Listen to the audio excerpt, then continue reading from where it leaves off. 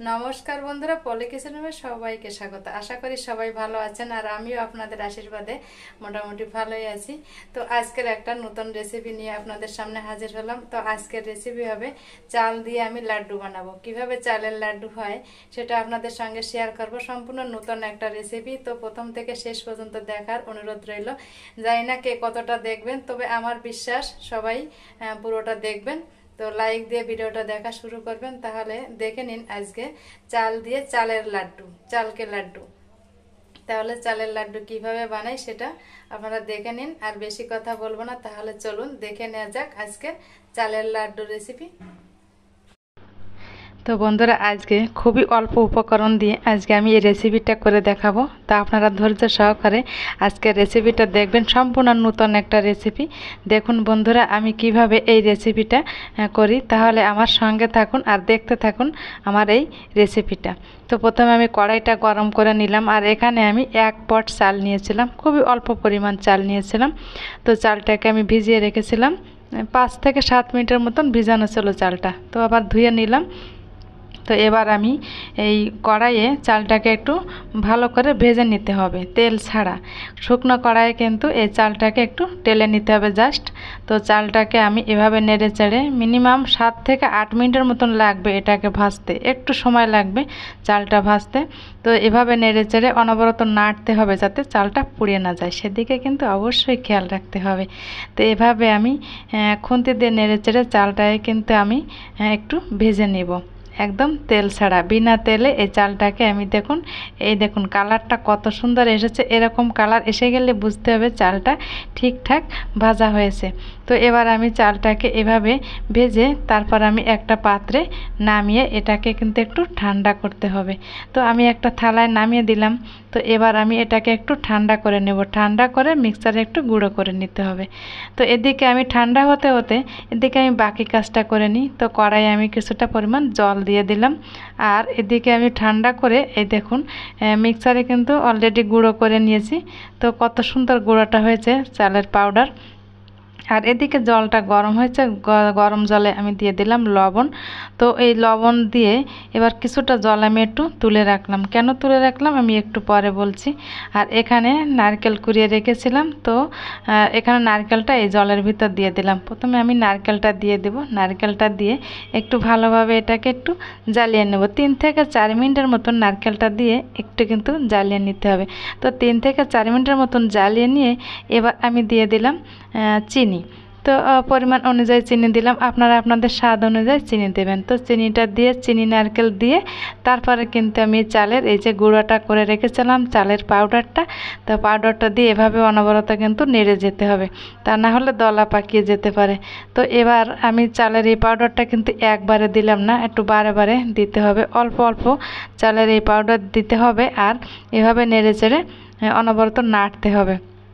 অবশ্যই কিন্তু এই কাজটা করতে হবে। একবারে চালের গুঁড়া দেব না, অল্প অল্প চালের গুঁড়া দিয়ে তো এইভাবে একটু নেড়ে দেব। তো এই দেখুন 1 পট চালের গুঁড়ায় চালে কিন্তু অনেকটা হবে বন্ধুরা।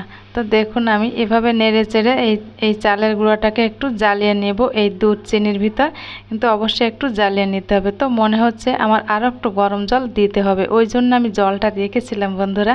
তো অবশ্যই এই কাজটা কিন্তু আগের থেকে একটু করে রাখবেন। এই জলটা একটু অবশ্যই কিন্তু রেখে দিবেন গরম জল। এই অবস্থায় যদি জল লাগে তো দিবেন, আর না লাগলে তো দেওয়ার দরকার নেই। কিন্তু কোনো অবস্থায় কিন্তু ঠান্ডা জল দিবেন না, ঠান্ডা জল দিলে কিন্তু এই রেসিপিটা ভালো হবে না। তো আমি এই যে জলটা রেখেছিলাম, মনে হচ্ছে আর একটু জল দিলে এই চালের গুঁড়োটা ভালোভাবে সেদ্ধ হবে। তো ওই জন্য আমি যে জলটা আমি তুলে রেখেছিলাম ওই জলটা আমি দেব। তো আর একটু নেড়ে চেড়ে দিতে হবে। আমি একটু হাত দিয়ে একটু চেক করেও নিলাম, একটু দানা দানা ভাব আছে, ওই জন্য আমি জলটা দেব। তো এই যে তুলে রাখা যে গরম জলটা ওটাকে কিন্তু আবার দিয়ে দিলাম, দিয়ে তো জলটাও কিন্তু খুব সাবধানে দিতে হবে যাতে খুব বেশি একটা হয়ে না যায়। আর অবশ্যই একটু গুঁড়া একটু হাতে রাখলে এটাও ভালো হয়, যদি জল বেশি হয়ে যায় তখন চালের গুঁড়োটা আবার দিলে ঠিক হয়ে যায়। তো আমি এখানে কোনো চালের গুঁড়া রাখিনি, পুরোটাই দিয়ে দিয়েছি। তো অল্প পরিমাণ তো চালের গুঁড়া আমি আর এখানে রাখিনি। তো জলটা দিয়ে আবার একটু নেড়ে চেড়ে জ্বালিয়ে নিলাম। তো এই সময় আঁচটায় কিন্তু লো ফ্লেমে রাখতে হবে, খুব বেশি হাই ফ্লেমে রেখে এই কাজটা কিন্তু করা যাবে না। তো লো ফ্লেমে রেখে এভাবে অনবরত নেড়ে চেড়ে ভালোভাবে একটু চালের এই গুঁড়াটাই কিন্তু ফুটিয়ে নিতে হবে। যেহেতু ভাজা চালের গুঁড়া, তো এই গুঁড়াটাকে আমি ফুটিয়ে নিলাম। এবার গ্যাসটাকে বন্ধ করে এটাকে আমি একটু 5 মিনিটের জন্য ঢেকে রাখলাম। ফিরে আসলাম 5 মিনিট পর, ঢাকনাটাকেও তুলে নিলাম। তো এবার আমি এটাকে একটা প্লেটে আমি নামিয়ে নিব। দেখতে থাকুন বন্ধুরা।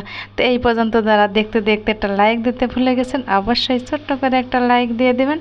তো এবার আমি থালায় নামিয়ে এটাকে একটু ঠান্ডা করে নিলাম। হাতে ছয় এই অবস্থায়, খুব বেশি কিন্তু ঠান্ডা করা যাবে না। তো হাতে ছয় এই অবস্থায় আমি এবার এখান থেকে অল্প অল্প ডো নিয়ে একটু লাড্ডুগুলো বানিয়ে নিব। তো দেখুন বন্ধুরা, অল্প অল্প নিচ্ছি আর এখান থেকে লাড্ডুগুলো বানিয়ে নিচ্ছি। খুব টেস্টি হয় কিন্তু এই ধরনের চালের লাড্ডু খেতে। তো বাকিটা আমি এভাবে একটু করে দেখাবো। এই দেখুন, তো একটা প্লেটে নিয়ে নিলাম অল্প পরিমাণ। প্লেটে নিয়ে এভাবে একটু চারিপাশ একটু সমান করে নিলাম, যাতে দেখতে একটু ভালো লাগে। তো কিছুক্ষণ আমি এটাকে রেখে দিব। কিছুক্ষণ বলতে এটাকে 5 থেকে 7 মিনিটের মতন রেখে দিলে হবে। এই দেখুন, এই লাড্ডুগুলো কিন্তু অলরেডি হয়ে গেছে। আর 5 থেকে 7 মিনিট পর ফিরে আসলাম। তো এই দেখুন কত সুন্দর উঠে যাচ্ছে। একটা চাকু দিয়ে কিন্তু আমি খুব সহজেই কিন্তু উঠিয়ে নিচ্ছি। আর দেখতেও কিন্তু খুবই সুন্দর লাগছে কিন্তু বন্ধুরা। এভাবেও কিন্তু এই চালের গুঁড়া দিয়ে এভাবেও করা যায়। আমি 2 রকমভাবে করে দেখালাম। তো একটা হচ্ছে চালের লাড্ডু, আর এটাকে কি বলে, এটাকে চালের অন্যরকম একটা ডিজাইন করলাম। তো এই দেখুন বন্ধুরা, একটা পিস করে নিলাম। তো এটাকে আমি একটা প্লেটে সাজিয়ে নিলাম। তো দেখতে কিন্তু বেশ লাগছে বন্ধুরা। তো এই দেখুন বন্ধুরা, এক এক করে কিন্তু আমি করে নিলাম এই রেসিপিটা। তো বন্ধুরা, রেসিপিটা যদি কোনো অংশে ভালো লেগে থাকে, প্লিজ বন্ধুরা ভিডিওটি একটা লাইক, কমেন্ট, শেয়ার করবেন।